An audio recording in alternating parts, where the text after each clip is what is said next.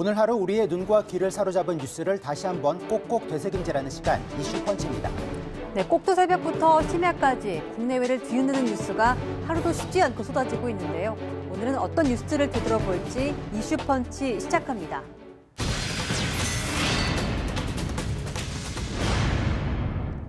네, 부부 사이의 내밀한 성적 자기결정권에 국가가 개입할 수 있을까요? 간통죄를 둘러싼 핵심 쟁점인데 이에 대한 헌법재판소의 역사적인 선고가 나왔습니다. 네, 간통죄가 위헌이라고 손을 들어준 건데요. 국가가 개인의 사생활, 특히 이 이불소까지 관리하는 것은 헌법에 위배된다는 취지입니다. 헌법재판소는 간통 행위를 2년 이하의 징역에 처하도록 한 형법 조항이 헌법에 위배된다고 선고했습니다. 1990년 이후 4번의 합헌 판결을 받은 끝에 사전 5기 만에 위헌 결정이 내려진 겁니다. 위헌 의견을 낸 재판관은 7명인 반면 합헌 의견을 낸 재판관은 2명에 불과했습니다. 정확히 위헌 심판 대상이 된 조항은 형법 241조로 배우자가 있는 자가 간통한 때에는 2년 이하의 징역에 처한다. 그와 상관한 자도 같다고 돼 있습니다.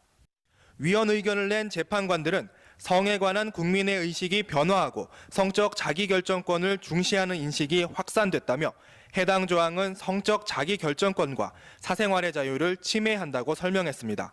위헌 결정으로 형법 241조는 즉시 효력을 잃게 됐습니다. 이에 따라 직전 합헌 결정이 내려진 2008년 10월 30일 이후 간통 혐의로 기소되거나 형을 확정받은 5,400여 명은 구제를 받을 수 있게 됐습니다. 네, 앞서 언급됐듯이 간통죄에 대한 헌법소원은 이번이 처음이 아닙니다. 1990년부터 제기된 4차례의 헌법소원에서는 질서 유지와 공공복리를 위해 국가가 성적 자기결정권을 제한할 수 있다는 것이 헌재의 견해였는데요. 이번에는 세계적인 간통죄 폐지 추세 속에 혼인과 가정의 유지는 당사자의 자유로운 의지와 애정에 맡겨야 한다고 강조했습니다. 네, 우리 사회도 가족관이 점점 서구화되는 가운데 최근 한 조사에서는 결혼한 성인 남성 10명 가운데 3.7명이 배우자가 아닌 다른 여성과 잠자리를 가진 경험이 있는 것으로 조사되기도 했는데요. 네, 예전 같으면 충격적이다고 하는 사람이 더 많았을지 몰라도 요즘은 조금이라도 고개를 끄덕이는 사람도 적지 않을 것으로 판단됩니다.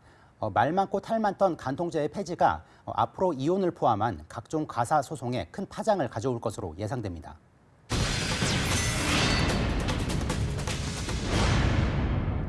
여야의 대권 잠룡으로 거론되는 새누리당 김무성 대표와 박원순 서울시장이 공무원 연금 개혁을 놓고 충돌했습니다.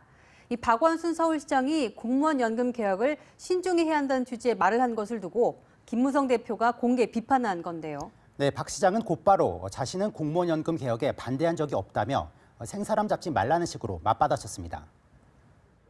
서울신문 인터뷰를 통해 현 정부가 추진 중인 공무원 연금 개혁을 신중히 해야 한다고 밝힌 박원순 서울시장. 새누리당 김무성 대표가 박 시장의 언급을 문제 삼았습니다.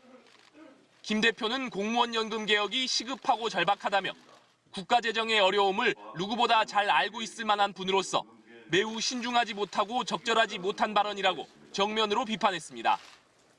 공무원 연금 개혁에 사실상 반대하는 듯한 이러한 발언은 국가와 사회에 대한 사명감으로 공무원이 되고자 하는 많은 분들의 자존감을 무너뜨리는 행위라고 생각합니다. 그러자 박원순 서울시장이 바로 반박에 나섰습니다. 서울시 대변인실을 통해 박 시장의 언론 인터뷰 전문을 공개하며 연금 개혁을 신중히 해야 한다는 뜻이지 반대한 적이 없다고 밝혔습니다.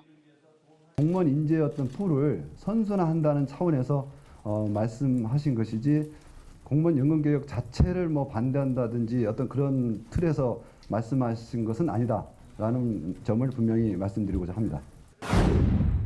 새누리당은 박원순 시장의 인사 전횡과 낙하산 보훈 인사 여부 등을 조사하겠다면서 지난달 박원순 인사 검증 특위까지 구성한 바 있죠.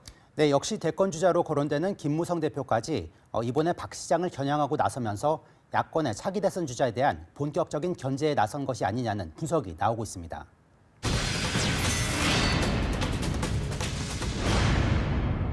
네, 지난해 7.30 보궐선거로 정치권에 복귀한 새누리당 나경원 의원이 국회 외교통일위원장으로 선출됐습니다.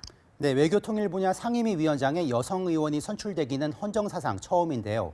박근혜 정부의 통일 대박론 등 산적한 통일 외교 현안에 힘을 실어줄 수 있을지 관심이 쏠리고 있습니다. 새누리당 정두원 의원과 나경원 의원이 맞붙은 여당목 국회 외교통일위원장 경선. 두 의원 모두 3선의 서울 지역구 의원으로 절친한 사이인데다 스타급이다 보니 당내 경선 이상의 주목을 받았는데 정견 발표부터 불꽃이 튀었습니다. 원내 지도부의 조율을 마다하고 결국 경선까지 가야 했던 치열했던 경쟁과 달리 결과는 싱거웠습니다. 나 의원이 압승한 겁니다.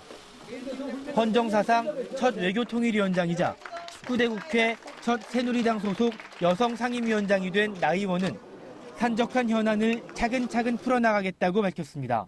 이 경색된 남북관계 풀어나가서 우리 통일의 초석을 놓는데 우리 국회가 앞장설 수 있도록 노력하겠습니다.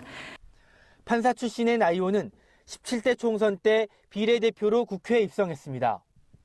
18대 국회에서 당 대변인과 최고위원을 지냈고 지난해 7.30 동작을 보궐선거에서 승리해 3선의 고지에 올랐습니다.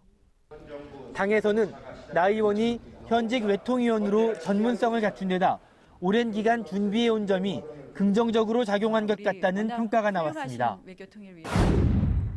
나 위원장은 학창시절 언제나 성적 상위권을 놓치지 않은 모범생으로 유명했고 또 정계에 입문한 이래로 탄탄한 엘리트 코스를 밟아왔었죠. 네, 그렇습니다. 2004년 제17대 총선에서 비례대표로 국회에 입성한 나 위원장은 인상적인 언변과 눈길을 끄는 외모 등으로 유명세를 탔고 이후 한나라당 전당대회에도 출사표를 던져 재선 여성 의원으로서는 이례적으로 최고위원에 당선되기도 했었는데요. 2011년 서울시장 보궐선거에 나섰다 1억 피부과 논란 등으로 박원순 현 서울시장의 고배를 마시기도 했습니다. 네, 하지만 지난해 보궐선거에서 여당의 전략 공천으로 국회에 복귀해서 외교통일위원회를 소속으로 활동해왔는데요. 안 그래도 북한이 개성공단 근로자의 최저임금을 3월부터 5%가량 인상한다고 우리 측에 일방적으로 통보했는데 나 위원장이 이런 복잡하고 첨예한 외교통일 현안에 적절한 대안과 주문을 제시할 수 있을지 관심이 집중되고 있습니다. 지금까지 이슈펀치였습니다.